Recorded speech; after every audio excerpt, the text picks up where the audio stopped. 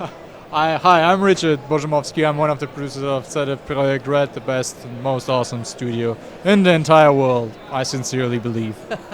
So obviously we've just had the opportunity to check out a brand new look Yes, at yes. Cyberpunk 2077. Obviously there was a lot to take in that demo. You know, what aspects of it do you think we should be paying closer attention to? Because it's very easy to get distracted by Keanu Reeves. It is. It certainly is. He's a very handsome Um, man. Especially if you watch the gameplay reveal last year, or if you've seen the demo on Gamescom or E3. First thing to notice, it's a completely different part of the city. It's Pacific at this time, south part of Night City. North Industrial District from last year was actually pretty much the most northern district we have in the city as well. So kind of opposite. It's a more fleshed out quest, meaning that the part of the game we showed last year was from the beginning of the game, so it's a bit more linear. We are basically guiding the player like into the game, but the thing that you've seen right now in the demo is from the middle of the game. So everything around is basically alive, right? You have access to everything. Everything is open. You are not narrowed down into one of the epilogues, something like that. You are like in the midst of battle, right? And this is probably the thing that should make the biggest difference between the first one last year and this one. I think one of the most impressive aspects to this, to Cyberpunk that I've seen so far is sort of the scale of the world and Yeah. you know how distinct every location looks. You know, what steps do you guys go through to make each of the districts sort of feel unique and you know with their own culture and feel? So when we were starting to draft out the city, like coming up with ideas like what is the 2D map, like what is the layout of the initial districts, we heavily used the Cyberpunk 2020 pen and paper RPG, like the one Mike Pondsmith did. We obviously adjusted it to make it like fitting to our game, to the west coast of California where it was supposed to be. And it boiled pretty quickly down to, well, the 6 districts that we got. And then it was all about making... Mike Pondsmith was always referring to Disneyland while talking about Night City. Like every time you are visiting a new district, you are supposed to have this feeling of that it is something completely different. Like, is this even the same city? Yes, it is the same city. Of course, there are common elements around, but it was really important for us to come up with this unique vibe in each single one of them. So, well, concepts, story guys, we're like pushing out descriptions, we're adjusting everything, and in the end, we got what we got now. Yeah. Sounds simple, but it wasn't. It sounds simple, difficult to execute, I'm sure. But you know, one thing that I think everyone is blown away by this season is just the amount of, you know, NPCs and characters that you're sort of packing into these spaces. It looks alive, you know, and that's in a way quite different to if you look at The Witcher, which, you know, had these spaces where, you know, there's sort of an isolation in a lot of The Witcher's sort of wilderness. Like, how have you guys sort of met the challenge of needing to populate Night City to make it feel like a real place? Well, I'm always saying that if you look at pure surface, right, square meters on the surface, square kilometers, then Cyberpunk might even be a little bit smaller than The Witcher, but Okay. when it comes to density of content, right, it's basically you take the world of The Witcher and you like squeeze it right in. So you delete the wilderness between this. And obviously this is what we had to make, because in The Witcher we were in an open world with vast plains, forests in between like smaller cities or bigger cities like Novigrad. But in Cyberpunk we are playing in Night City. It's like an integral part of the setting essentially. It's essentially a protagonist if you want to call it that way. So it has to be denser, and it wouldn't give us the end effect we wanted to achieve if the city wouldn't be believable, if it would be without life. Yeah. So we packed it full of life. I know it's been sort of said on multiple occasions that, you know, you can go through the entire game without killing anybody. What I'm curious about is whether the opposite is true. Whether, is it kind of like a Bethesda game where you could, say, attack a mission critical NPC and they would be incapacitated but then return later? Or in Cyberpunk, could I, go into the area that I saw today before I was supposed to and kill a important NPC and cut off entire lines of quests? Is that possible? Let me cut this short. You are not able to kill important story NPCs, right? Okay. I mean, this is how we develop the game. We are putting the story above everything. We want to ensure that the story is there. If a player would go and kill all the major NPCs, then there wouldn't be a story. This is not how we are doing things. Yeah. It must be difficult to sort of build a narrative and side quests around a scenario where players have so much, opportunity to add their own personality to V. It's so malleable. Yes, but if you would imagine like the process of actually getting there, it gets a little bit simpler. Like you're starting off with this overreaching plot.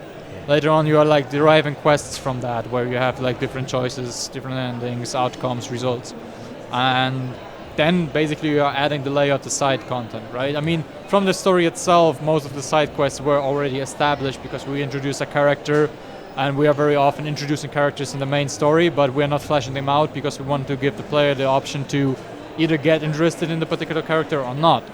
And this is where basically the side quests branched out, and then it sounds so simple if I put that, and then you put this into the world, make sure that there is content in between, to make the world believable. And as simple as that, you got on Cyberpunk 2077 on it. There we go. I think, obviously you can sort of build your own character and you can evolve it and as you go. How much opportunity do you have to sort of change path, midway through the game? Let's say I went as like a brutish thug at the start. Could I sort of double back and be a net runner by the end if I wanted to? Like, how much flexibility do I have? There's quite a lot of flexibility. We are very often mentioning those playstyles, right? Yeah. Solo, split to fast and strong, netrunner and techie. It's not like that you are at one point in the story or in the game picking one of those playstyles. We are just naming it like that. You can combine those things. You can build a character in a way that you might be a Terminator with a spider board, with a flat hat. Yeah. So it's all up to the player. If you come to the conclusion that you don't like shotguns at all and rather hack people, just go out there, develop some net running skills and try if it suits you better. Awesome. I think one thing we saw last year was the Mantis blades for the first time. How much freedom do you have to sort of navigate spaces with those? Is it something that you can climb any wall inside with the blades, or is it sort of defined areas? There are defined areas. Yeah. Is it like how do you balance like sort of making sure that doesn't overpower? Because that character seemed very powerful, the giant blades in the arms. Like, how do you balance that out? With very dedicated combat, level, and game designers. Awesome. When we look at the amount of content in this game, are you guys aware that players might miss a lot of it? Like, are you okay with that? Like, given the amount of hours that CDPR is putting into the game, like, how do you make sure players see as much of it as they can? More than showing the players as much as they can, more than that, we focus on developing meaningful choices. A meaningful choice is not something like presenting you 15 options in order to get them back together in a plotline 5 minutes after, 15 minutes, whatever.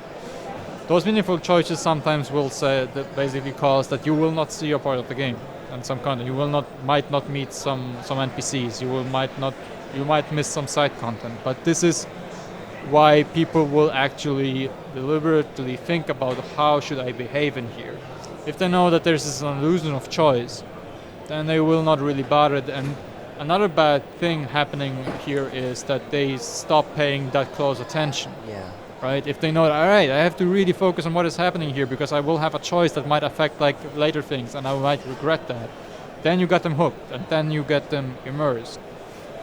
I think, one thing that I absolutely love in this game is the vehicles. They look awesome. Car looks really fun, but the bike is on another level. Like how Haiba Kusanagi, like the name itself, like goddamn. how much how do these vehicles differ? Like, do they feel different? Like when you're in control of them, does it make is There are different types of vehicles. They feel different. yeah? Does navigating the city more fun in a bike? Or Oh, that's a very personal question. I'm asking. What do you think? You see, if I would play this game like as a gamer without developing it, I mean, I would probably anyway play it, but I already know what is in the game, etc., etc. You know what I mean? Yeah. So, I'm this type of player that likes to have options. I would probably have a motorbike and a car, and depending on the mission I just have to accomplish, I'm like, all right, am I in a cool mood? Or am I like in the full mercenary professional solo mode, like I'm jumping into my car, driving there, getting the job done. But if I really feel that I will dedicate myself to a mission, I will want to go in there with guns blazing, like proper hairstyle, proper clothing. I would probably take a bike. Given the sort of character customization that's in this game, and obviously how big game streaming is these days, do you expect to see people sort of fully role playing as their version of V like online? Like, I guess we hope. This is why we are doing such an in-depth character creator, to develop the exact character you want to play with. Like, I'm pretty certain at one point we will see Morgan Freeman roaming around Night City, and this is completely fine. I can't wait. Let's do it. So, not content with having Keanu Reeves.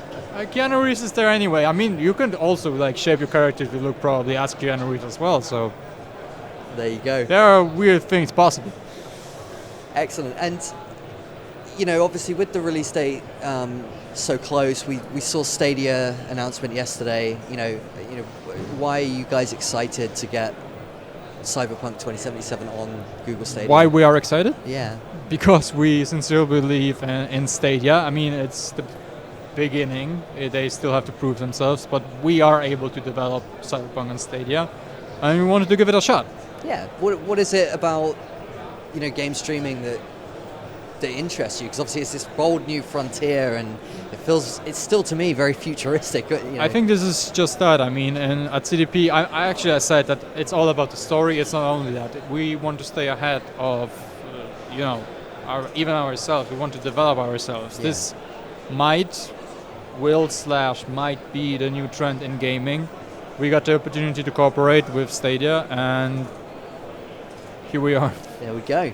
So just, I guess, sort of coming to the end of our time, just curious from your perspective, are there any elements of Cyberpunk that have sort of flown under the radar that you'd really like people to sort of pay attention to and sort of look into as we get on the road towards release? Well, big things, I don't think so. Our community members are very eagerly, picking every detail out of each trailer and material we present them. The thing I feel is not mentioned enough, because I find it very important personally. It's just a very small thing. There is nothing big coming here, but I really like that in Cyberpunk we are able to present the HUD as an integral part of the game world.